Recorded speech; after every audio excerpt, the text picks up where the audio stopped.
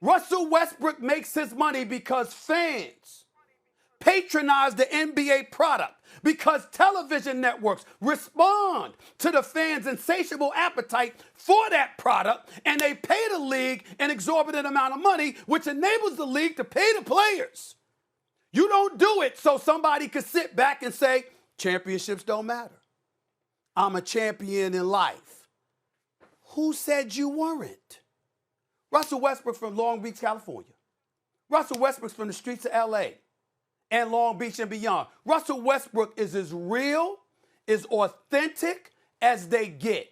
He gives to his community. He cares about his people. He addresses social justice issues. He gives voices to the voiceless. He's charitable. He's philanthropic. He's by all accounts, a great man, a great leader, a great husband, a great father, a great family man. Russell Westbrook, regardless of his mean and acerbic demeanor at times, is one of the best people, the most real, straight up, authentic people you will ever see in your life. I respect the hell out of the man. What does that have to do with your game? All right, guys, you just witnessed Stephen A. Smith on a little back and forth he had with Russell Westbrook, basically explaining that he is past the point in his career of just producing numbers, and it needs to be more about winning. So before I get into my little 2 cents about it, let's just throw out some Russell Westbrook numbers real quick. So, of course, we all know that Russell Westbrook holds the record for triple-doubles in a single NBA season with 42. He also averaged a triple-double for a whole season, never before done since Oscar Robertson. Second in triple-doubles in a career, Oscar Robertson holding that record, of course, with 181. Russell Westbrook with 157. Even more now as this comes out to you, I'm sure he's going to do it again in the coming days that I'm recording this.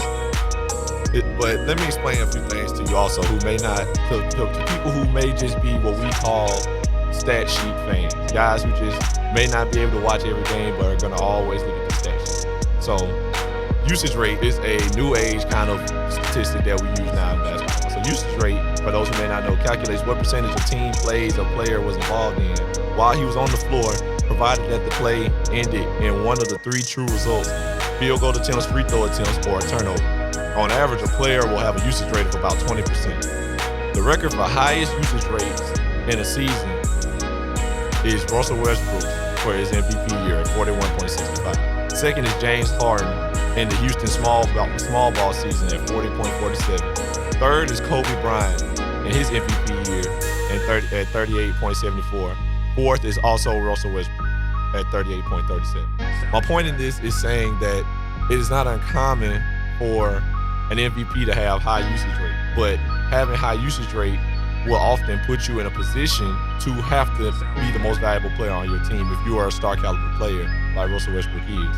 So let's go into a more negative kind of stat. He is the all-time turnover leader.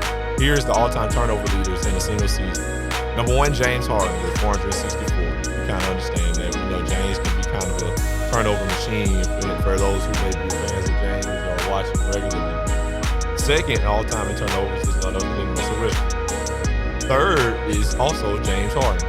And fourth is also Russell Westbrook. And fifth is, again, James Harden. And Russ is currently leading the league in turnovers right now as we speak. And he has never averaged less than 3 turnovers for an entire season. I say that to say that the numbers that Russell Westbrook has put in front of us have been nothing short of amazing. And I don't want to diminish what he has accomplished over these past few years, but there comes to a point where winning has to matter. And being an athlete myself, being a basketball player myself, I personally cannot stand guys who don't put emphasis on winning. I am one of those guys. My coach always used to say, Nelson, I believe if you score 0 points a game and we went undefeated, you'll be happy. And I used to say, yeah, coach, I'll take those W's. Of course, I want to contribute. Of course, I'm not saying that I don't care if I play or not, but winning has to matter more than individual statistics. And I'm not saying Russell Westbrook doesn't want to win, but there comes a time where we have to take notice of what is and is not producing a winning atmosphere. So let's just look at a few things that Russell Westbrook has had at his disposal the past few years. So ever since Kevin Durant left OKC at the end of the 2016 season where he joined the Warriors, since then, Russell Westbrook has not left the first round of the playoffs. And some may say, well, he hasn't had a very good team. So notable teammates of Russell Westbrook since the time of Kevin Durant's leaving of OKC have included Victor Oladipo, All-Star, Paul George, All-Star, James Harden, All-Star, and now Bradley Beal, All-Star. So I think the time has passed of saying, well, Russ doesn't have a good team. That time is over. We can say, oh, Victor Oladipo wasn't a star yet. We can say, oh, Paul George didn't show up in the playoffs. And we can say what we want to say about the players that he's had. But at the end of the day, Russ has had talent. And we have to take notice of that. We cannot continue to overlook the fact that he has had talent and the ability to win. None of us looked at the Houston Rockets and said, oh, Russ and James Harden is not good enough. I don't think anyone's ever said that.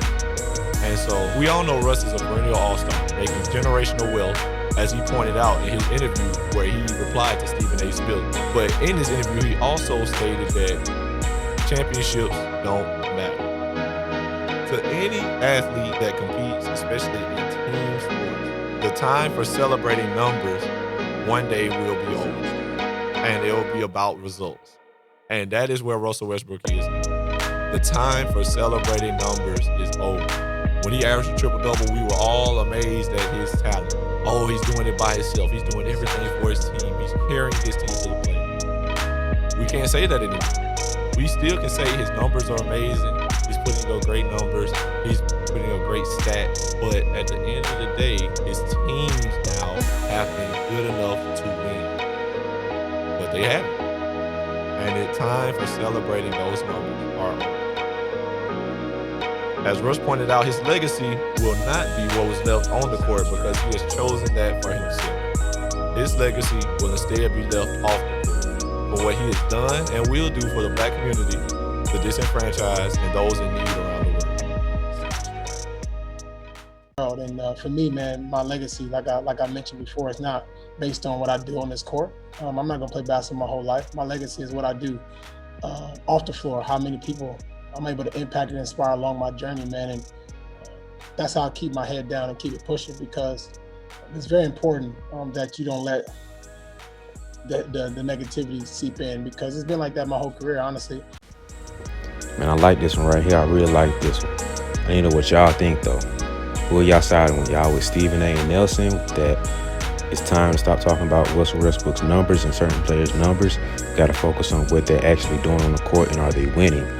Or you siding with Westbrook saying, don't define my legacy and who I am by what I do on the court. You got to talk about my overall off-court impact too.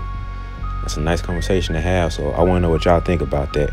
So if you're listening on YouTube right now, get into the comment section below and comment. Let us know what you think. You got to follow us on social media. Follow me on Instagram, Twitter, and Facebook at BeBall Jones, BeBall Jones. Comment and let us know what you think. Follow my boy Nelson on Twitter at NellyH34. Hit him up on Facebook at Nelson Haskin. Let us know what you think below, man. Stay tuned to this podcast. We got a lot more coming at you every single week. We appreciate you listening so far. Got a lot more coming to you soon.